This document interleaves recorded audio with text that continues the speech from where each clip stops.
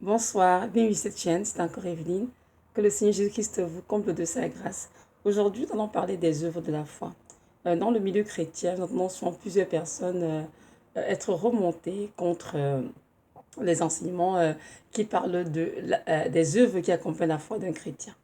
Donc, plusieurs chrétiens se disent qu'une fois qu'ils ont reçu le Seigneur dans leur cœur comme Sauveur Seigneur, une fois qu'ils ont confessé et qu'ils sont présents de péché, ils n'ont pas besoin de faire des œuvres pour le Seigneur.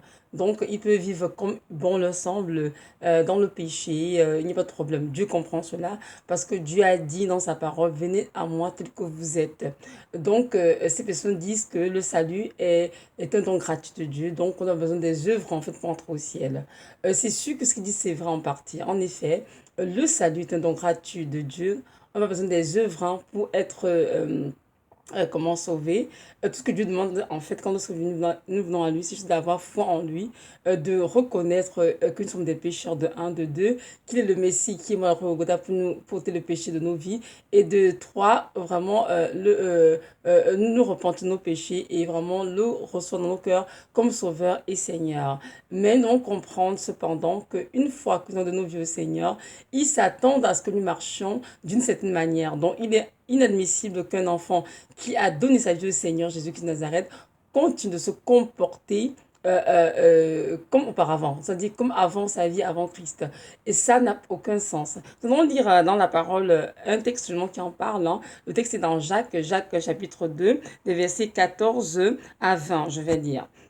Il est écrit ceci, mes frères, que servira-t-il à quelqu'un de dire qu'il a la foi s'il n'a pas les œuvres? Cette foi peut-elle le sauver? Et si un frère ou une sœur sont nus et manquent de ce qui leur est nécessaire chaque jour pour vivre, et que l'un d'entre vous leur dise, allez en paix, chauffez-vous et rassasiez-vous, et que vous ne leur donniez pas les choses nécessaires pour le corps, que leur servira cela. De même aussi, la foi, si elle n'a pas les œuvres, elle est morte en elle-même. Mais quelqu'un dira, tu as la foi et moi j'ai les œuvres. Montre-moi donc ta foi sans les œuvres et moi je te montrerai ma foi par mes œuvres. Tu crois que Dieu est un, tu fais bien, les démons le croient aussi et ils tremblent. Mais veux-tu savoir, homme vain, que la foi sans les œuvres est morte? Donc, c'est ça, parole du Seigneur. Donc, nous voyons bien dans ce texte écrit par Jacques que c'est très bien exprimé, que la foi sans les œuvres, elle est morte. Nous sommes des œuvres en fait qui doivent accompagner la foi de tout chrétien. En fait, c'est pas sorcier, hein, c'est vraiment tout ce que tu fais de ta vie, tout simplement. Tes pensées, tes paroles, les actes que tu poses envers ton prochain, envers le Seigneur, tout simplement. Donc, nous comprenons bien que avant que nous donnons nos vies au Seigneur, nous marchons de cette manière, dans le péché, nous sommes vautrés dans l'adultère, la fornication, le mensonge, le vol, le meurtre, etc. Donc, plein de choses que le Seigneur Jésus-Christ n'approuvait pas du tout. Mais lorsque nous avons que nous sommes pécheurs et que nous sommes repentis, que nous avons donné nos vies au Seigneur, nous devons comprendre que nous devons marcher d'une manière correcte, c'est-à-dire loin du péché et fuir dans les œuvres de la chair. Et vraiment, maintenant, porter des œuvres de justice. Pourquoi? Parce que lorsque nous donnons nos vies au Seigneur, il nous lave de sang son sang, il nous purifie et il nous met sur nous une robe de justice. Et cette robe de justice, justement, doit nous aider à demeurer dans le lumière de Christ et marcher différemment, c'est-à-dire dans la vérité, loin du péché, loin de tout ce qui est souillé. Donc, nous devons comprendre ici que Jacques nous explique bien que notre foi, sans les œuvres, elle est morte. Hein, c'est aussi simple que ça. Donc, le fait de dire, je crois en toi, Seigneur, je te donne ma vie, je t'ai confessé comme sauvé Seigneur et je marche à ta suite. Si tu dis seulement de ta bouche, mais que pratiquement on ne voit aucun fruit, ça n'a aucun sens.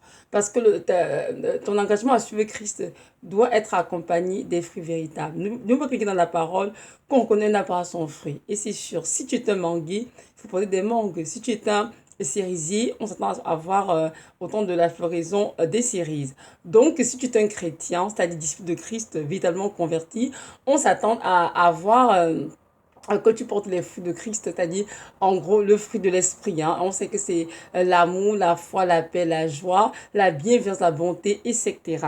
Donc un chrétien qui dit j'ai la foi sans les œuvres n'est pas un véritable chrétien en fin de compte. C'est une illusion parce que normalement si tu es chrétien, la foi que tu as en Jésus-Christ doit être accompagnée de des œuvres concrètes.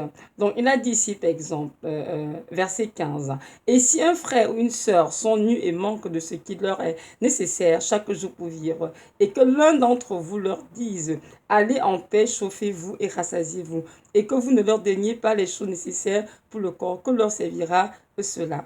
Donc, il vous dit tout simplement que si tu es véritablement un enfant de Dieu et que tu vois ton frère ou ta sœur qui manque de quelque chose de nécessaire, que ce soit le vêtement, la nourriture, que ce soit juste une aide quelconque, peut-être aller aider à faire ménage chez cette personne, tu dois en principe, à cause de la bonté qui est en toi, la bienveillance, te proposer pour l'aider et offrir la solution pour son besoin si possible. Et même si tu vas capable d'offrir la solution, tu dois de même soit prier et contacter des personnes ressources qui pourraient l'aider. Donc de lui dire va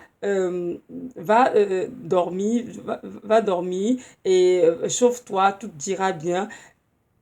Ce n'est pas ce que j'attends de toi.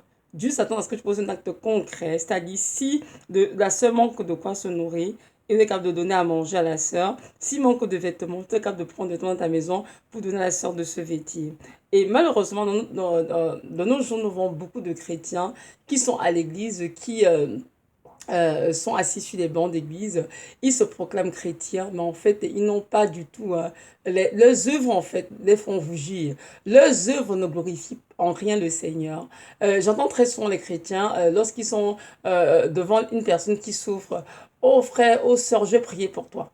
Et Dieu fera. Non, parfois aussi Dieu veut que tu pries. Dieu veut tout simplement que toi-même tu te lèves et que tu donnes ce dont la sœur ou le frère a besoin. Vous savez, notre Dieu est un Dieu, comment dirais-je, rempli d'amour et de compassion. Et nous avons vu dans la parole, hein, à chaque fois qu'il y avait un besoin, le Seigneur se manifestait, se proposait pour aider. On a nourri des hommes et des femmes, 5000 personnes. On a vu comment il a nourri, il a lavé ses pieds depuis de ses disciples, comment il a ressuscité le fils de la veuve, hein, dont nous voyons bien que le Seigneur, à chaque fois qu'il a besoin, il faisait tout ce qu'ils ont possible pour le rencontrer. C'est sûr qu'ils ne sont pas Dieu, ça c'est une vérité, mais tout de même, Dieu a mis en nous des capacités, des talents, et même, il a donné aussi, hein, comment dirais-je, du matériel pour aider ceux qui sont dans le besoin. Donc, si une sœur frappe à notre porte et dit, j'ai besoin du lait pour les enfants, si à la maison tu as 4 litres de lait, ou tu as 8 litres, soit tu donnes tout le lait que tu as, soit tu peux lui donner peut-être une moitié ou bien un litre, j'en sais rien, selon comme le Saint-Esprit te conduira. Mais si la sœur vient et que tu dis, oh ma sœur, je vais y penser, je vais prier pour toi, va comme va nourrir les enfants et je vais prier pour toi. Beaucoup de chrétiens font cela et cela attriste fortement le cœur de Dieu parce que notre Dieu est un Dieu généreux, un Dieu qu'on a dit, il est bienveillant et il nous a donné un fruit d'esprit qui est quoi? La bienveillance. Nous savons que nous serons des êtres qui sont bienveillants envers les autres et qui veillent sur les autres et qui sont bons aussi envers les autres. Donc notre bonté de s'exprimer envers tous dans le besoin. Mais malheureusement, beaucoup de chrétiens sont très égoïstes, hein. Ils pensent juste à eux ou à leur famille. Ils ont beaucoup de mal à venir en aide à quelqu'un qui est dans le besoin. Et ça, c'est vraiment triste. Normalement, l'amour de Christ dans nos cœurs devrait nous, comment dire, nous pousser à aimer notre prochain comme nous-mêmes et aussi à aider par des actes concrets. N'oublions pas que l'apôtre Jean nous écrit dans la parole, dans 1 Jean 3, si je ne me trompe pas, bien aimé, n'aimez pas juste avec la langue, mais en action en vérité. Donc beaucoup de questions te disent, oh ça c'est ma soeur que je veux le Seigneur, ça c'est mon frère que je veux le Seigneur, mais lorsqu'un besoin se présente, ces chrétiens se cachent. Ils ne veulent pas sortir de leur confort pour donner de l'aide dont la soeur le frère a besoin.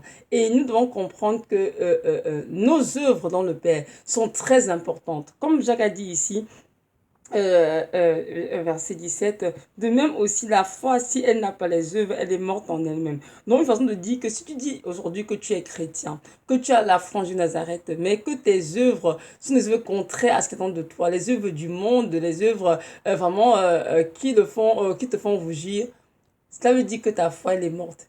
Parce que ta foi, en fait, pour qu'on sente qu'elle est vivante, il faut qu'on te voit en action. C'est pour ça que Dieu a dit dans la parole que le temps vient. Et il est déjà venu où le Père recherchera des adorateurs en l'esprit en vérité. Donc si tu es vraiment un adorateur de Christ, tu ne peux pas faire fi d'un besoin qui est devant toi. Tu ne peux pas faire semblant ou bien te cacher d'un frère ou d'une soeur qui est en train de souffrir. Au contraire, tu dois vraiment aller vers ces personnes avec beaucoup d'empressement dans le but de les aider parce que tu es poussé par l'amour et la compassion de Christ pour faire cela. Mais aujourd'hui, nous voyons beaucoup de chrétiens qui malheureusement sont tout simplement comment à l'église, hein, juste comment dirais-je, juste de nom, mais en vérité, ils ne vivent pas leur foi. C'est que leurs œuvres n'ont rien à voir avec les œuvres des justes. Leurs œuvres, au contraire, sont des œuvres qui sont même parfois pires que les œuvres des gens du monde. Et ça, c'est triste. Donc, je viens aujourd'hui faire cette vidéo vraiment par la grâce de Dieu pour nous rappeler, pour oublier que les œuvres du chrétien vont l'accompagner dans l'éternité. Et que si tu es chrétien, c'est important que tu revoies si est-ce que tes œuvres glorifient effectivement le Seigneur. Donc, verset 18, il dit ceci, mais quelqu'un dira, tu as la foi et moi j'ai les œuvres. Montre-moi donc ta foi sans les œuvres et moi je te montrerai ma foi par mes œuvres. Donc, tout simplement, notre foi en Jésus de Nazareth doit être démontrée par nos œuvres, tout simplement. Parce que le fait de croire dans ton cœur que Dieu existe, qui est le sauveur de l'humanité et que tu lui as donné ta vie, c'est bien beau. Mais comment est-ce que cette foi en toi peut être visible par ceux qui t'entourent? Pas les païens, par ta famille et pas les chrétiens. C'est justement par tes œuvres. Il faudrait que justement ta foi soit accompagnée des œuvres concrètes qui démontrent au monde entier que tu es effectivement chrétien. Donc, nous comprenons bien que la foi sans les œuvres n'a aucun sens. Et si quelqu'un dit, j'ai les œuvres, mais je n'ai pas de foi, ça aussi n'a aucun sens parce que pour parler d'œuvres, hein, il faut donc parler de foi en Jésus de Nazareth. Il y a beaucoup de gens ici-bas qui font de très belles œuvres de charité, qui sont impliqués dans beaucoup comment dirais-je, d'organismes d'aide à but non lucratif, qui font beaucoup de choses pour aider les autres personnes, prendre soin. Mais eux aussi, s'ils n'ont pas la foi en Jésus de Nazareth, de cela aussi ne sert absolument à rien. Parce que nous ne voulons pas que ce n'est pas les œuvres que nous sommes sauvés, effectivement. C'est par la foi en Jésus que nous sommes sauvés. Donc Dieu s'attend à ce que chaque être humain d'abord montre sa foi en Christ et ensuite les œuvres qui ont copié cette foi. Donc Dieu nous dit que lorsque Dieu nous demande de venir à lui tel que nous sommes, il veut dire, tel que nous sommes, effectivement, c'est vrai, mais une fois que nous donnons vie au Seigneur, il s'attend à voir des changements, des transformations, prendre place dans nos vies, des transformations dans le but de changer notre cœur. Si avant on était un être égoïste, un être qui pensait juste à soi, Dieu veut voir maintenant qu'on soit un être qui pense aux autres, qui est plus accueillant, qui considère les intérêts des autres avant les siens. Donc, le Seigneur Jésus-Christ nous demande à tous d'arrêter de mentir qu'on est chrétien alors que, en fait, nos œuvres ne sont en rien, comment dire, conformes à sa parole. Nos œuvres, au contraire, font rougir les gens autour de nous, et y compris nous. Donc, nous devons, aujourd'hui, prendre l'engagement de revoir nos œuvres. Et je parle des œuvres, ça commence même depuis la maison. Il y a des parents qui sont dans leur maison, tellement ils sont méchants envers les enfants, c'est pas possible. Il est très directement de mépris, de dédain. Et ça, ce sont tes œuvres. Et Dieu les voit. Même si les enfants sont petits, Dieu, qui est le Père céleste, voit comment tu traites tes enfants. Et tu devras rendre compte du jugement. Parce que chacun doit rendre compte du jugement pour ses œuvres. Oui, il faut regarder à l'esprit. Donc, tout ce que tu es, tout ce que tu fais en cachette, tout ce qui te trotte dans ta tête, dans tes pensées, dans ton cœur, Jésus-Christ te voit. Et de jour du jugement, tu dois répondre de tes yeux. Parce que n'oublions pas que la parole est, ne vous y trompez pas, ne vous y trompez pas, on ne sort pas de Dieu. Ce qu'on homme a sémé, c'est ça qu'il va raconter.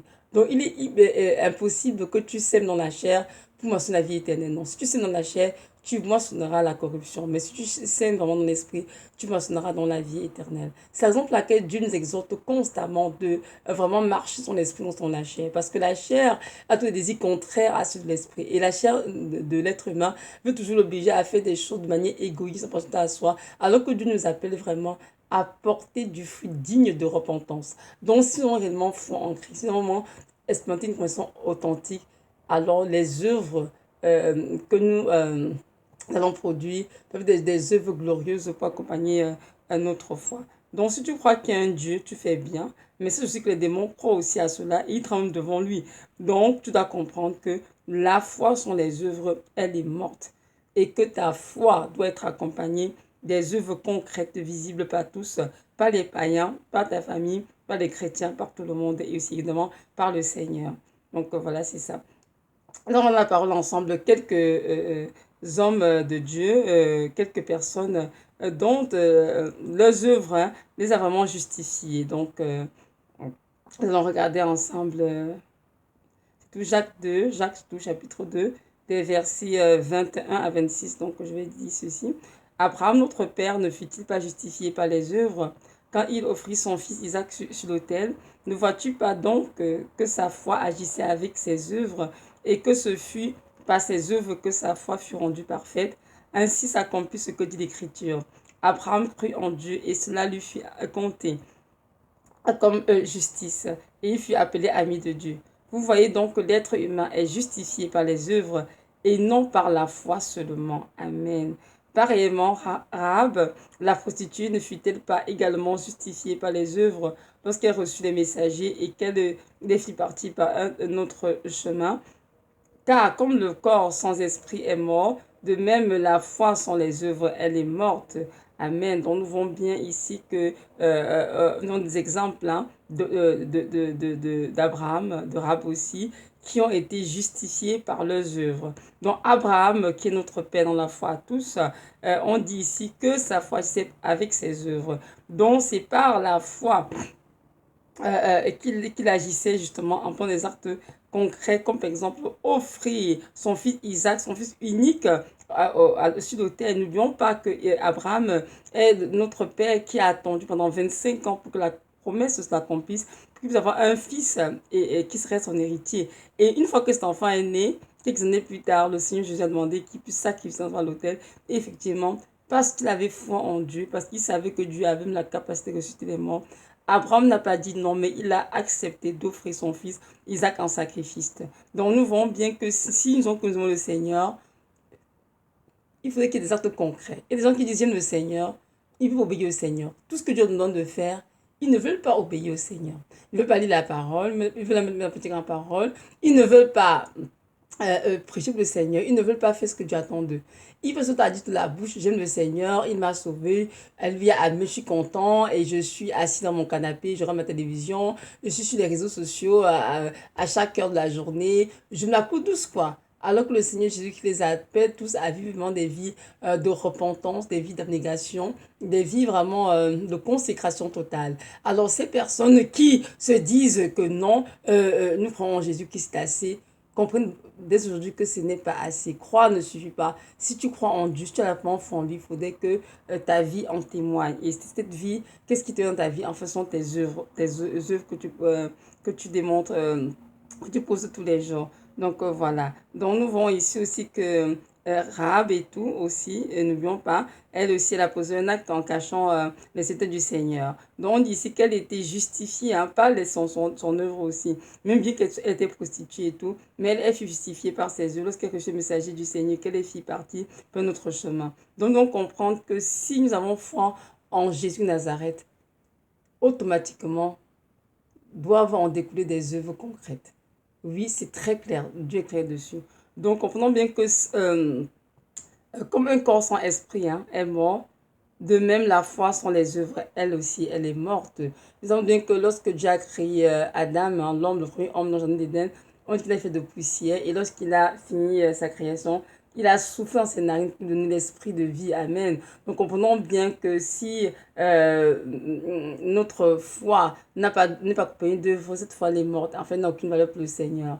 Nous devons comprendre aujourd'hui que c'est important de vraiment poser des actes concrets dans nos vies, dans la vie des autres, de ceux qui nous entourent, pour que notre foi soit visible par tous et que nous ne soyons pas juste des enfants qui honorent l'Éternel avec nos lèvres, mais le cœur éloigné de lui, mais que ce soit vraiment des enfants qui professent que c'est le Seigneur, mais qui aussi agissent conformément à sa parole et à ses ordonnances, selon comme l'Esprit conduit chacun.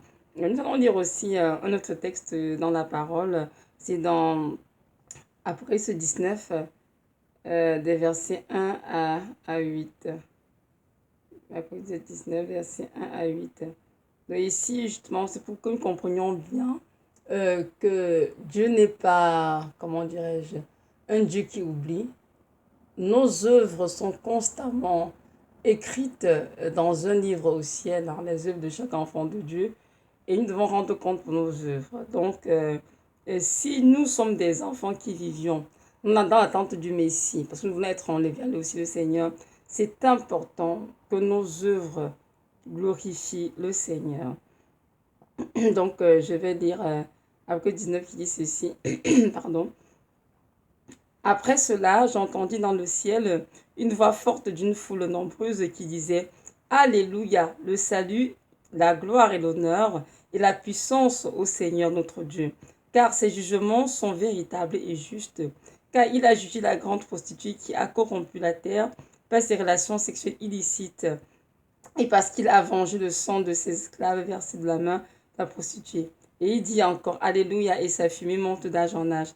Et les 24 anciens et les 4 êtres vivants se prosternèrent sur leur face et adoraient Dieu qui était assis sur le trône en disant Amen, Alléluia. Et il sortit du trône une voix qui disait Louez notre Dieu, vous tous ses esclaves, et vous qui le craignez, tant les petits que les grands. J'entendis ensuite comme la voix d'une grande assemblée et comme le bruit de grandes eaux et comme l'éclat de grands tonnerres qui disait Alléluia, car le Seigneur notre Dieu Tout-Puissant a exercé son règne. Réjouissons-nous et tressaillons de joie et donnons-lui gloire, car les noces de l'agneau sont venues et son épouse est séparée. Amen. Et il lui a été donné de se revêtir d'un fin lin pur et éclatant, car le fin lin désigne la justice des saints. Dans le second, c'est écrit, car le fin lin désigne les œuvres justes des saints. Amen. Parole du Seigneur. Donc nous voyons ici que ça c'est le festin des noces de l'agneau. Donc lorsque Jésus-Christ va faire l'enlèvement et puis qu'il y aura un festin au ciel. Donc on dit ici qu'on a dit réjouissons-nous, nous qui craignons le Seigneur. Pourquoi? Parce que son épouse s'est préparée. Une épouse qui se prépare dans le but d'attendre le retour du Seigneur. L'enlèvement notamment doit veiller sur ses œuvres tous les jours, commençant par sa propre maison. Oui, mon frère, ma soeur, c'est quoi tes œuvres chez toi? C'est quoi tes œuvres à ton lieu de travail? C'est quoi tes œuvres lorsque tu es à l'église ou dans des réunions avec tes frères et sœurs en Christ? Quelles sont tes œuvres dans ta maison? Oui, il faut regarder tout cela. Il faudrait que nos œuvres glorifient le Seigneur. Et on dit ici, et il lui a été donné de se revêtir d'un fin lin pur éclatant, car le fin désigne la justice des saints ou bien les œuvres justes des saints. Donc nous comprenons bien qu'à la fin des temps, ce sont nos œuvres qui ont déterminé si nous serons revêtus de ce fin lin pur éclatant ou pas. Donc ce n'est pas du tout quelque chose à prendre à la légère, mais il faut bien prendre en considération que nos œuvres vont nous justifier à la fin des temps. Et il y a certaines personnes dont leurs œuvres les feront rougir devant le Père, mais il y en a d'autres dont leurs œuvres vraiment rendront toute la gloire au Seigneur, toute la gloire qui lui est due. Donc, à partir d'aujourd'hui, il est temps que nous nous réveillons et que nous puissions considérer avec, comment dirais-je, beaucoup plus de rigueur les œuvres que nous posons tous les jours. C'est très important. Donc voilà, c'est ça. Notre Dieu est un Dieu qui nous a créés et n'oublions surtout pas qu'il nous a créés pour sa gloire, c'est-à-dire pour l'aimer, l'adorer, le servir et faire sa volonté dans la nôtre. Donc un chrétien ne fait pas pour lui, un chrétien vit pour faire la volonté de son Père qui est dans les cieux. Et notre Dieu s'attend à ce que les œuvres de ses fils et filles sur cette terre lui rendent toute la gloire qui lui est due. Et même si on commet des erreurs, on se trompe, Dieu s'attend à ce qu'on se repente et qu'on reprenne la marche où nous étions tombés, c'est-à-dire en produisant des fruits d'une repentance, c'est-à-dire en portant du fruit tout simplement qui glorifie le Seigneur et qui n'a rien à voir avec le péché. Donc voilà. Merci d'avoir écouté cette vidéo et j'aimerais vous encourager à ne pas, comment dirais-je, vous laisser distraire par tout ce qui se passe dans ce monde en ce moment. Il y a beaucoup de choses qui se passent. Mais de vraiment rester à l'écoute du Seigneur et de ne faire que ce que Jésus nous donne de faire.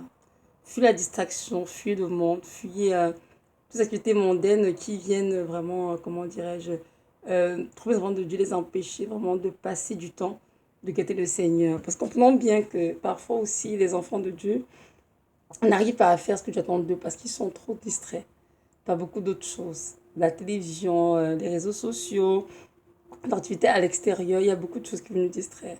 Donc, ne laissons pas ces choses venir couper notre relation du Seigneur, venir briser la communion du Seigneur et nous, mais gardons nos oreilles à l'écoute pour entendre ce que Dieu nous dit et faire exactement ce qu'il attend de nous. C'est très, très important. Parce que tout n'est pas aussi de faire des œuvres juste pour les faire dans le but de discipliner le Seigneur, mais c'est de faire les œuvres que le Seigneur Christ a ordonné de faire pour chacun. Chacun doit faire les œuvres qui sont nées du cœur de Christ. N'oubliez pas qu'il a besoin de que Jésus qui nous a créés à son image et qu'il a préparé les œuvres que nous avons pratiquées d'avance, avant la fondation du monde entier. Donc, le Seigneur Jésus sait exactement quand chacun est né et quelles sont les œuvres que nous doit pratiquer pour lui avant de quitter cette terre. Donc, inutile de vouloir se comparer à quelqu'un, mais de vouloir absolument s'approprier un ministère, faire des choses juste dans la chair, mais c'est important de faire les choses qui sont ordonnées par le Saint-Esprit. Nous, c'est juste qui revient bientôt, et quand il te dit de pousser préparer, donc continuons de nous préparer, de nous sanctifier, de nous repentir à chaque jour, et de nous détacher du monde, nous attacher fermement à Christ qui est notre rocher, qui est notre salut, notre tout, et de comprendre que c'est pas le temps de s'amuser, c'est le temps de veiller et de prier, surtout qu'il y a beaucoup de forces de mal qui sont en train d'être relâchées sur cette terre. Donc c'est important que chaque enfant de Dieu reste et demeure dans la prière au pied de Jésus-Christ. Car c'est là que se trouve ta protection, que se trouve ton assurance, que se trouve ta force, ton courage et tout. Donc c'est important. Donc voilà, c'est ça la vidéo. Nous sommes inscrits bientôt et c'est important que nous puissions, comment dirais-je, être trouvés prêts lorsqu'il reviendra.